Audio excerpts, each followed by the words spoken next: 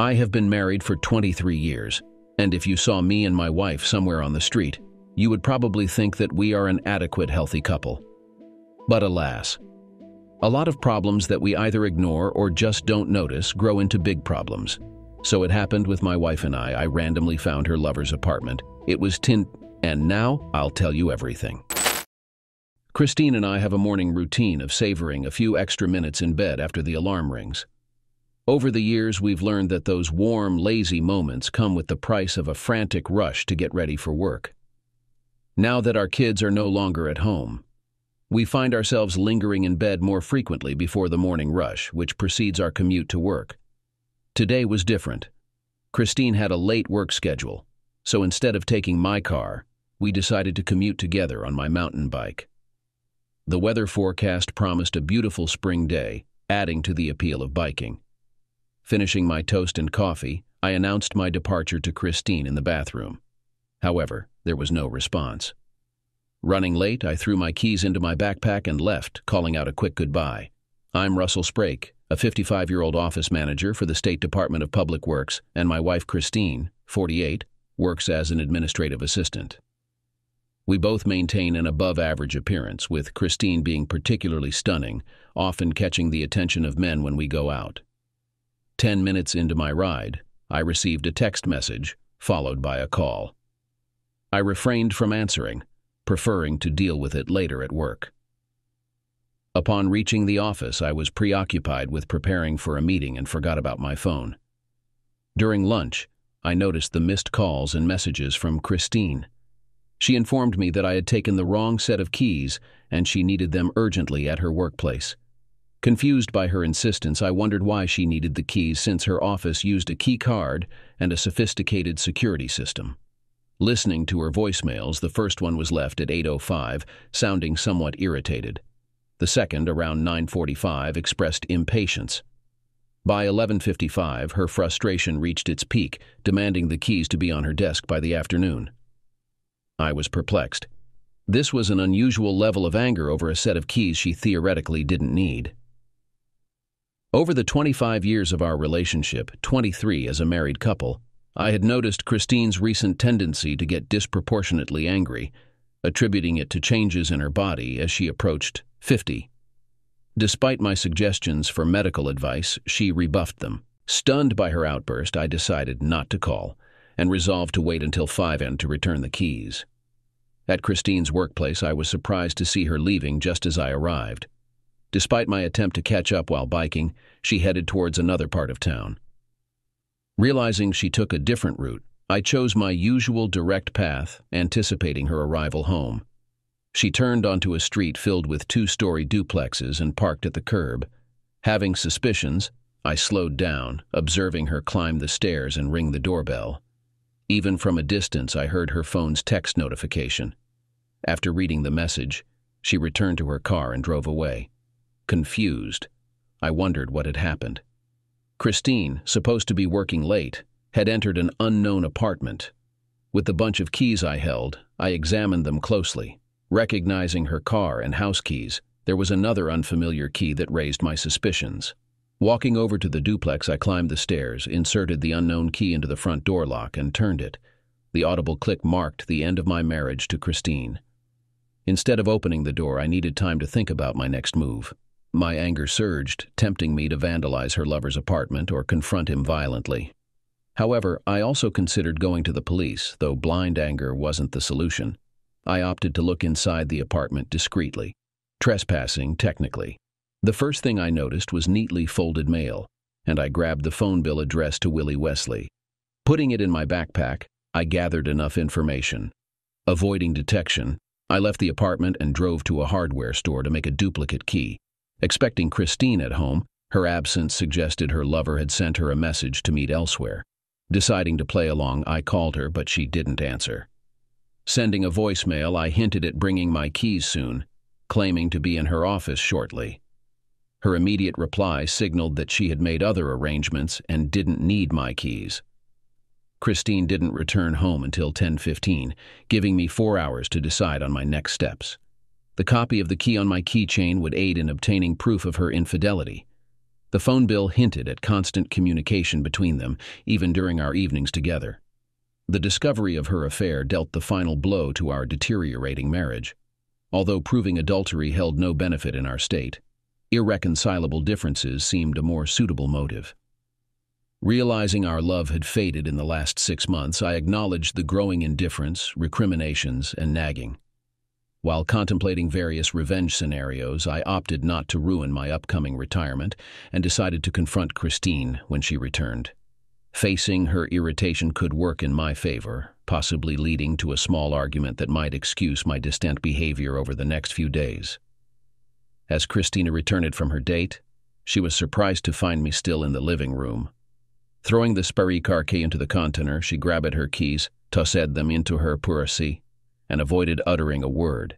Heading straight to the bathroom, she locked the door, and her response indicated she was tired and intended to shower and go straight to bed. As I questioned the absence of love tonight, her only response was the closed bathroom door, now noticing how frequently she locked it when returning late from work. Realizing my naivety, I watched the evening show, hoping Christine was sound asleep before confronting her in the morning. I swear she was still awake when I went to bed. Sleep seemed to elude her as well. The following morning, I used the pretext of a meeting to leave early.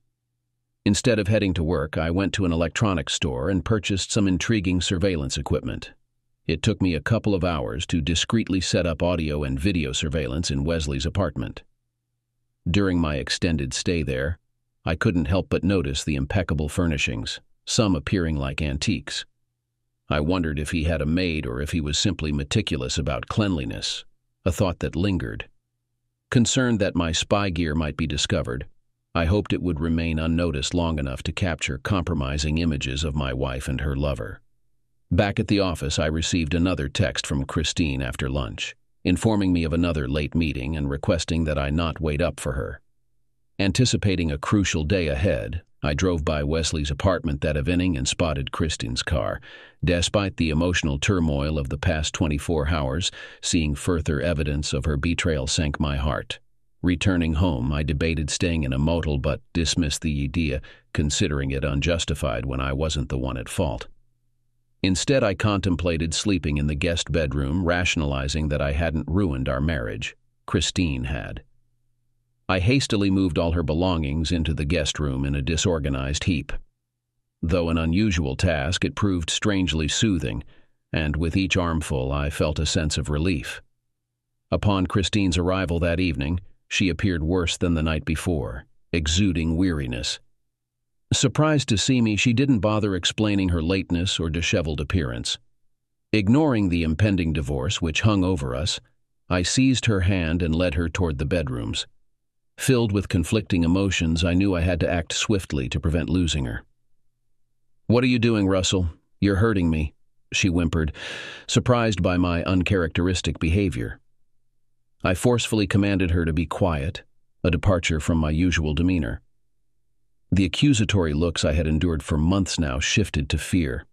Whether it was fear of violence or exposure, I couldn't discern, nor did I want to ask. Opening the guest bedroom to reveal her belongings stacked there, I declared sharply, "Starting tonight, this is your room."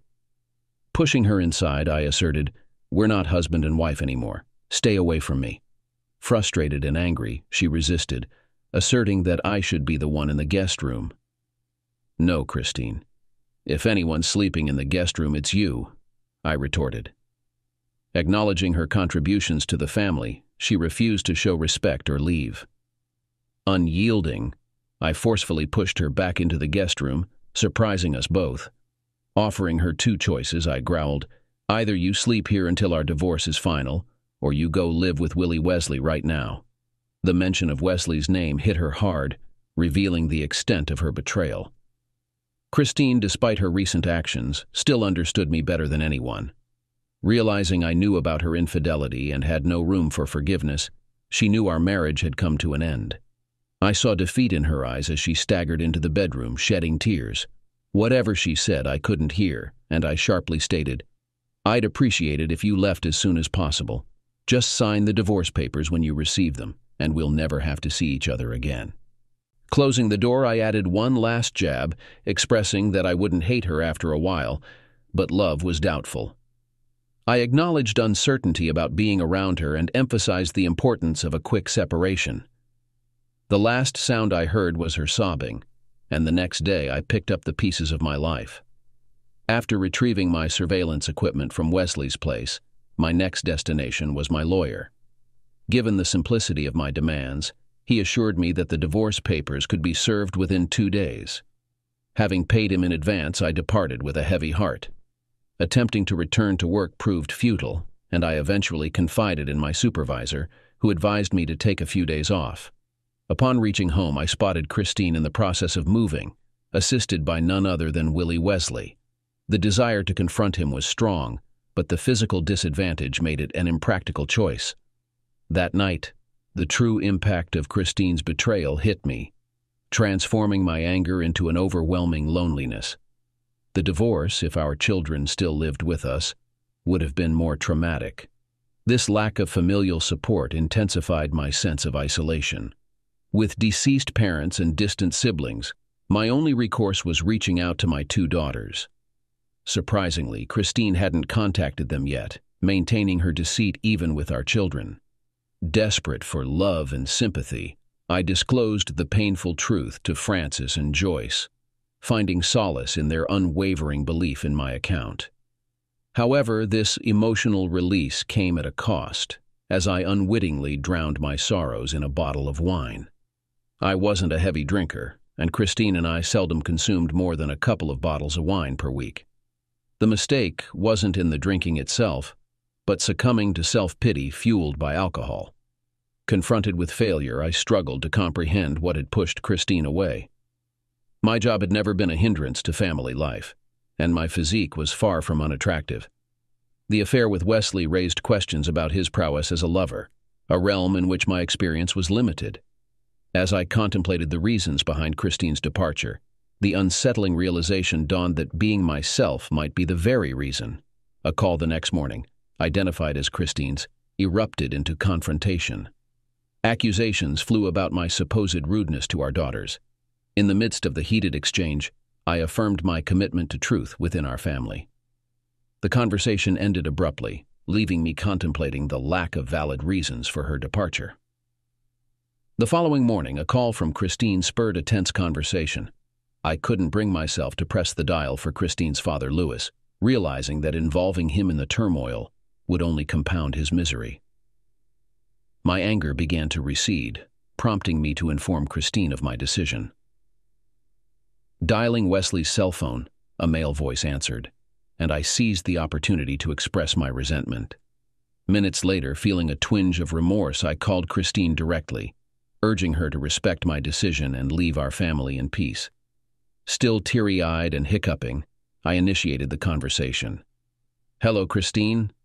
I couldn't help but break the silence. "Did you have a good day, Russell?" she asked. "Why?" she continued. "Why did you tell my father? It would destroy him. He's been in such poor health lately, and you knew that." I cut through the tension, refusing to shift the blame. "Hey, don't shift the blame," I asserted. "It wasn't your father who was on the phone with your lover. It was me. I love your father, and I know you would have killed him with your cheating." I emphasized a crucial point, making sure she was listening. "I want to make something clear here," I stated. "Don't ever let this guy come between me and my girls, or your father will know everything about you, all the raw details, as you rightly put it. Don't think I'm kidding. I've trusted you for most of my adult life, and I didn't know it was possible, but you broke that trust. I have a lot of hate in my heart for you, and that's what defines me at this moment. Do you get it?" "Yes," she finally said between sobs. "Randy," she sobbed, "I'm so sorry. I never wanted this." "Neither did I responded. And with that, I hung up. 6 months later, the official papers arrived, marking the end of my marriage. While I had overcome my depression, there was still an undeniable void in my life. I dated a few women, but progress was limited. Recognizing the baggage I carried, these relationships didn't advance. A one-night stand with a divorced colleague who left me feeling emptier than before. Sex without love and affection felt hollow. Returning home from work one evening, an epiphany struck me. After moving into my new apartment, proceeds from selling our house, I greeted my new companions. Naming the dust clumps behind doors and under the bed, Jack, Roger, and Bugs, I contemplated life as a bachelor. Curling up for the night, I pondered why she left. Was it simply because I was being myself? Could I stop existing to make everything okay? These thoughts haunted me as the next morning's call arrived. Answering without checking the caller ID, Christine erupted in anger. "You son of a—" Christine yelled, berating me for being rude to Francis and Joyce. Part of me wanted to hang up, but another part craved the confrontation to put this nightmare behind me. I asked, "What's rude, sweetie? The way you cheated on me for months, or the way you moved in with your lover? Or is it all of the above?" A heavy silence lingered. "I hate silence, Christine. Some part of me still loves you," I admitted. "I won't say whether it's my female part or my male part, perhaps my stupid part, but there's one thing I'll never do: lie to our family." "You wouldn't dare," she pleaded. "Not Daddy, please. Watch me," I said, hanging up. Though tempted to dial Christine's father, Louis, who had been miserable since his wife's death, I refrained. In his 80s, his health was fragile, and I didn't want to worsen his already challenging life because of his daughter's actions. My anger was subsiding, realizing the importance of letting him live peacefully. I resolved to convey my decision to Christine. Taking Wesley's cell phone bill, I dialed the number listed. A male voice answered, and I inquired about Christine Spark. There was a moment of silence, interrupted by Christine's cries in the background. Suppressing indignation, I lied that her father asked not to contact him, emphasizing that she should forget about reaching out. In less than a minute, feeling a twinge of remorse, I called Christine's cell phone directly. She answered, still tearful, and asked why I had told her father, considering his poor health. I firmly responded that the blame couldn't be shifted, recounting the severity of her betrayal with her lover. I warned her never to let this man interfere, threatening to reveal all the raw details to her father. Expressing my deep-seated resentment, I emphasized the shattered trust and the profound hate I harbored. She apologized, sobbing, and I concluded the call. 6 months later, official papers marked the definitive end of my marriage. The next day, I staged a grand finale by breaking a porcelain trinket, discarding it, pouring out a dusty bottle of wine, and leaving it empty in the trash. As I embraced this act of closure, my phone rang. It was Joyce, my youngest, urgently pleading for help with her mother. She's sobbing, sitting at the police station. This guy hit her, and she dialed the police. Now she's stranded with nowhere to go, expressing her unwillingness to return home due to the escalating violence. "Hang in there, honey," she pleads, but I cut her off. "I'm not the man to help your mother. I despise her to the core, and I must admit, I find some satisfaction in what's happening to her. Not the beatings, but the complete disaster with her boy toy." Joyce, my daughter, pleads with me to assist her mom. Reluctantly, I agree, making it clear that my involvement ends with picking her up and providing a ride. Christine, with a black eye on her left, greets me an hour later. I fight my internal conflict, maintaining a distance despite her tears. "I'm here because my daughter asked me to come," I assert. "Don't ever think we're going to be friends. I'll give you a ride wherever you want to go, that's all." Leaving the police station without looking back, Christine's sobs are the only indication that she's following me. In the car, she remains silent until I inquire about her destination. "Home," she replies, stifling tears. We arrive on Wesley Street and Christine hesitates. "I don't want to go there," she says. I inform her that Wesley is in jail, providing her with an opportunity to gather her things and leave. With a brief stare, she heads towards the apartment, quickly packing her belongings into trash bags. After finishing, we depart, and she nervously questions our destination. "We're going to your father's house," I inform her, emphasizing that she said she wanted to go home. Driving in silence, her father lives far away in the suburbs. Christine breaks the silence, expressing remorse for her actions and apologizing for the pain she caused. I remain silent, unable to convey forgiveness or acceptance of her apology. Her confusion intensifies as we approach her father's house. Concerned about what to tell her father, Christine seeks guidance. My silence leaves her unsettled.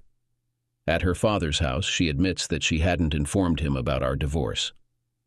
Shocked, I respond, "You've got to be kidding me." Christine reveals that she just told her father about our troubles. Displeased, I instruct her to find a plausible reason without casting me as the villain. The following day, I observe Wesley's house from across the street. Arriving just before noon, I seize the opportunity to confront him and end their flirtation. Presenting a cheap bottle of Chilean wine as a gesture, I inform him about Christine leaving. Handing him the key to the apartment, I declare, "Christine moved out last night." Grinning, I return to my car, reveling in the satisfaction of sweet revenge. With a lighter spirit, I contemplate moving on after settling the score. Write your opinion about this story. It will be interesting for us to read it in the comments. Thanks for watching.